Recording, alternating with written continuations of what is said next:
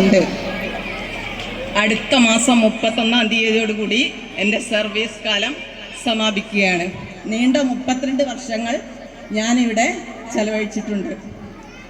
ഒരു 40 വയസ്സിന് താഴോട്ടുള്ളവരെല്ലാവരും തന്നെ എൻ്റെ വിദ്യാർത്ഥികളായിരുന്നിരിക്കാം.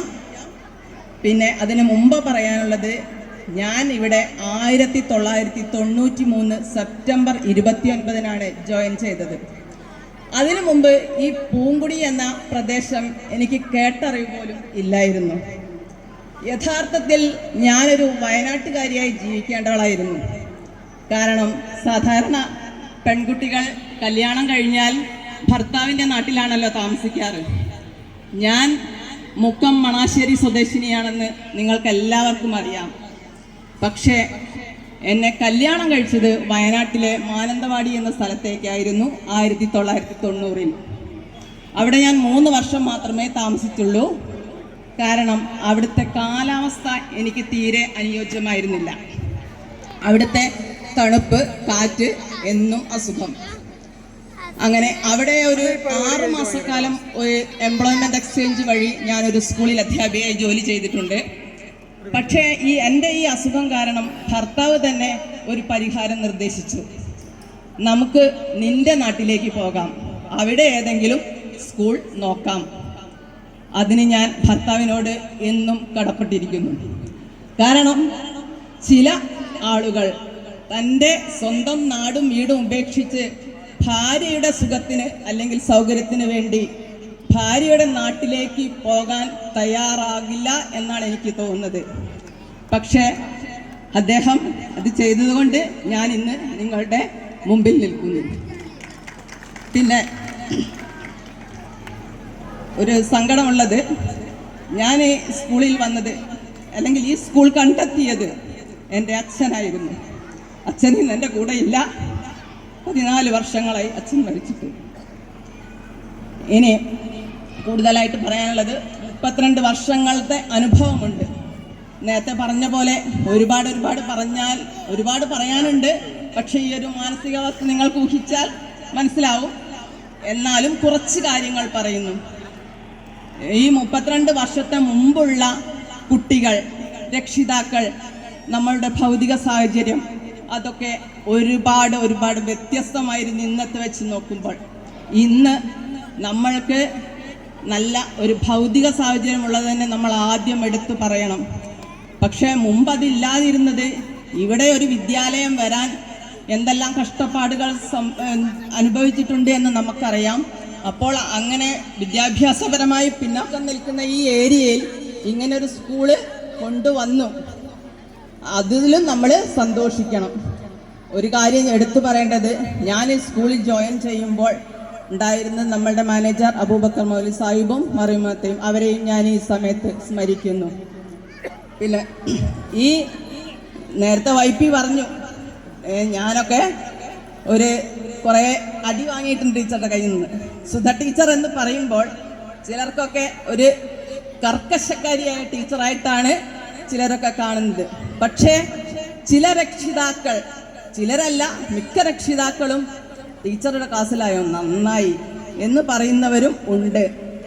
പക്ഷേ അത് എന്താണെന്ന് വെച്ചാൽ കുട്ടികൾ മോശമാവണമെന്ന് വെച്ചല്ല നമ്മൾ ശിക്ഷിക്കുന്നതും ശാസിക്കുന്നതും, അവരുടെ ഉന്നമനത്തിന് വേണ്ടിയിട്ടാണ്.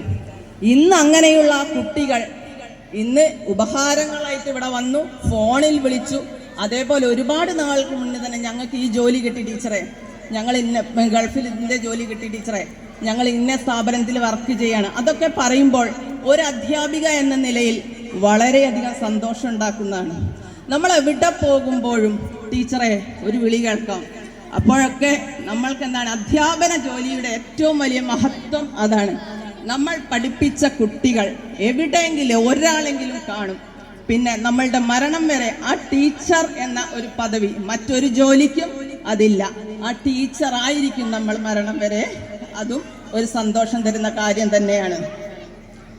പിന്നെ സഹപ്രവർത്തകരുടെ കാര്യം പറയുകയാണെങ്കിൽ 2 HMമാരുടെ കീഴിലാണ് ഞാനിവിടെ വർക്ക് ചെയ്തത്. 27 വർഷം അബ്ദുൾ റഷീദ് മാസ്റ്ററുടെ കീഴിലായിരുന്നു, 5 വർഷം റാബിയ ടീച്ചറുടെ കീഴിലും. ഈ എയ്ഡഡ് സ്കൂളിലെ അധ്യാപകർ തമ്മിൽ മറ്റ് സ്ഥാപനങ്ങളിലെയും മറ്റ് സ്കൂളുകളിലെയും ആ സഹപ്രവർത്തകരെക്കാളും തമ്മിൽ ഒരു ആത്മബന്ധം കൂടുതലായിരിക്കും. കാരണം അവർ ജോയിൻ ചെയ്യുന്നതും ഇവിടെ തന്നെ, റിട്ടയർ ചെയ്തു പോകുന്നതും ഇവിടെ തന്നെയാണ്. ചുരുക്കം ചിലർ PSC നിയമനം വഴി പോകാം. അതുകൊണ്ട് തന്നെ വളരെ ഒരു ആത്മബന്ധം ഞങ്ങൾ തമ്മിലുണ്ട്. പിന്നെ എടുത്തു പറയേണ്ട ഒരു കാര്യം, ഈ 32 വർഷവും ഒരു അഭിപ്രായ വ്യത്യാസം എന്ന് പറയുമ്പോൾ നമ്മൾ മനുഷ്യരാണ്, ചില അഭിപ്രായ വ്യത്യാസങ്ങളൊക്കെ ഉണ്ടാകും. പക്ഷെ യാതൊരു പ്രശ്നങ്ങളും ഇല്ലാതെ മുന്നോട്ട് പോയി എന്നുള്ളതാണ്. റഷീദ് മാസ്റ്റർ പറയുമായിരുന്നു, ചില സ്കൂളിലൊക്കെ അടി വരെ ഉണ്ടാവും ടീച്ചേഴ്സ് തമ്മിൽ. പക്ഷേ ഇവിടെ ഞങ്ങൾക്ക് അങ്ങനെ ഒരു അനുഭവം ഉണ്ടായിട്ടില്ല. പിന്നെ വേറൊരു സന്തോഷമുള്ളത്, പഠിപ്പിച്ച കുട്ടികൾ തന്നെ കൂടെ വന്ന് വർക്ക് ചെയ്തു എന്നുള്ളതാണ്. അതും ഒരു അധ്യാപിക എന്ന നിലയിൽ വളരെ സന്തോഷം തരുന്നു. അപ്പോൾ ആ കുട്ടികൾ എന്നോട് പറഞ്ഞു, ടീച്ചർ പഠിപ്പിക്കുന്ന കാലത്ത് ഞങ്ങൾക്കൊക്കെ പേടിയായിരുന്നു, പക്ഷേ നിങ്ങളുടെ കൂടെ വർക്ക് ചെയ്തപ്പോഴാണ് നിങ്ങൾ ഇത്രയും കമ്പനിയായിട്ട് പെരുമാറുന്ന ഒരു ടീച്ചറാണോ എന്ന് ഞങ്ങൾ അതിശയിച്ചത്. കാരണം ഓരോ മേഖലയിൽ എത്തുമ്പോഴും നമ്മൾ അതിനനുസരിച്ച് പെരുമാറുമല്ലോ. പിന്നെ പറയാനുള്ളത്, അന്നും ഇന്നുമുള്ള ആ കുട്ടികളെ കാര്യം കൂടെ ഒന്നുകൂടെ പറയണം. അന്നുള്ള കുട്ടികൾ എന്താണ്, ഞാൻ അത്ഭുതത്തോടു കൂടി നോക്കിയിട്ടുണ്ട്. കള്ളിമുണ്ടെടുത്ത് ഷർട്ടിന്റെ ബട്ടൺ ഇടാതെ അങ്ങനെ ഓടി നടന്ന് അങ്ങനത്തെ ഒരു വിഭാഗം കുട്ടികൾ, കുട്ടികളെ കുറിച്ച് വലിയ ബോധവാന്മാരല്ലാത്ത രക്ഷിതാക്കൾ. ഇന്ന് ആ സ്ഥിതി അപ്പാടെ മാറി. ഒരു അധ്യാപകനും തൻ്റെ കുട്ടിയോട് നീ കുളിച്ചിട്ട് വരണം, അല്ലെങ്കിൽ നീ വൃത്തിയുള്ള ഡ്രസ്സ് ധരിച്ചു വരണം എന്ന് പറയേണ്ട ഒരു ഗതികേട് ഇന്ന് ആർക്കും തന്നെയില്ല. അതുകൊണ്ട് രക്ഷിതാക്കൾ അതിലൊക്കെ വളരെ ബോധവാന്മാരാണ്. പിന്നെ വേറെ ഒരു സന്തോഷമുള്ളത്, ആ കുട്ടികളുടെ മക്കളാണ് ഇന്ന് കുട്ടികളായിട്ട് ഇവിടെ പഠിക്കുന്നത്. വൈപ്പി പറഞ്ഞു, ടീച്ചറോട് എനിക്ക് കുറേ അടിയൊക്കെ കിട്ടിയിട്ടുണ്ട്. വൈപ്പിയുടെ മോൻ ഇന്ന് എൻ്റെ ക്ലാസ്സിൽ പഠിക്കുന്നുണ്ട്. ഞാൻ പറയും, വൈപ്പി നീ ശ്രദ്ധിക്കണം കേട്ടോ മോനെ പറയുമ്പോൾ, കൊടുക്കി ടീച്ചറെ നല്ലോണം. അതാണ് വൈപ്പി പറയാറ്, നന്നായി കൊടുക്കി. പക്ഷേ ഈ കൊടുക്കൽ എന്ന കാരണം പണ്ടും ഇപ്പോഴും വ്യത്യാസമുണ്ട്. പണ്ടത്തെ രീതിയല്ല. പണ്ട് അധ്യാപകർ എന്ന് പറഞ്ഞാൽ സ്നേഹം, ബഹുമാനം, പേടിയൊക്കെ ഉണ്ട്. ഇന്ന് സ്ഥിതി വളരെ വ്യത്യസ്തമാണ്. നമ്മൾ പത്രങ്ങളിലൊക്കെ വായിക്കുന്നുണ്ട്, ന്യൂസിലൊക്കെ കേൾക്കുന്നുണ്ട്. അധ്യാപകർ ഇപ്പോൾ വിദ്യാർത്ഥികളെ പേടിക്കേണ്ട ഒരു കാലമാണ്. പക്ഷേ ഒരു അധ്യാപകൻ ഒരിക്കലും ഒരു കുട്ടി, തൻ്റെ കുട്ടി മോശമാവണമെന്ന് വിചാരിച്ചിട്ടല്ല ശിക്ഷിക്കുന്നതും ശാസിക്കുന്നതും. അതേസമയം രക്ഷിതാക്കൾ എന്നോട് പറഞ്ഞിട്ടുണ്ട്, ടീച്ചർ ഒന്ന് സ്ട്രിക്റ്റായി നിൽക്കണം, എന്നെങ്കിൽ മാത്രമേ ഇവർ ഹോംവർക്ക് ചെയ്യുള്ളൂ, പഠിച്ചിട്ട് വരുള്ളൂ. അങ്ങനെ പറയുന്ന രക്ഷിതാക്കളാണ് മിക്കവരും. അപ്പോൾ ഒരിക്കലും അവർ ചീത്തയാണെന്ന് വിചാരിച്ചിട്ടല്ല ശിക്ഷിക്കുന്നതും ശാസിക്കുന്നതും. ആർക്കെങ്കിലും എൻ്റെ ഭാഗത്ത് നിന്ന് അതിനൊരു വിഷമം നിങ്ങൾക്ക് തോന്നിയിട്ടുണ്ടെങ്കിൽ ക്ഷമിക്കുക. പിന്നെ നാട്ടുകാരെ കുറിച്ച് പറയാനുണ്ടെങ്കിൽ, ഈ രക്ഷിതാക്കളോടും നാട്ടുകാരും ഈ 32 വർഷം എനിക്ക് ഒരു മോശമായ അനുഭവം ഉണ്ടായിട്ടില്ല. ഇതൊരു ഭംഗി വാക്ക് പറയുന്നതല്ല. എനിക്ക് വേദന ഉണ്ടാക്കുന്ന ഒരു വാക്കുപോലും ഒരു രക്ഷിതാവിൻ്റെയോ ഒരു നാട്ടുകാരൻ്റെയോ ഭാഗത്തുനിന്ന് ഉണ്ടായിട്ടില്ല എന്നുള്ളത് എനിക്ക് വളരെയധികം സന്തോഷം തരുന്ന ഒന്നാണ്. പിന്നെ ഇന്ന് എനിക്കിവിടെ നൽകിയ സ്നേഹാദരങ്ങൾ ഞാൻ പ്രതീക്ഷിച്ചതിലും കൂടുതൽ ആളുകൾ വന്നു. എല്ലാവരും എൻ്റെ വിദ്യാർത്ഥികളാണ്. എല്ലാവരും എനിക്ക് സ്നേഹോപഹാരങ്ങൾ സമർപ്പിച്ചു. ഇതിന് പിന്നിൽ പ്രവർത്തിച്ച, ഇത്രയും നല്ലൊരു യാത്രയപ്പ് നൽകിയ എല്ലാവർക്കും എൻ്റെ നന്ദി അറിയിക്കുന്നു.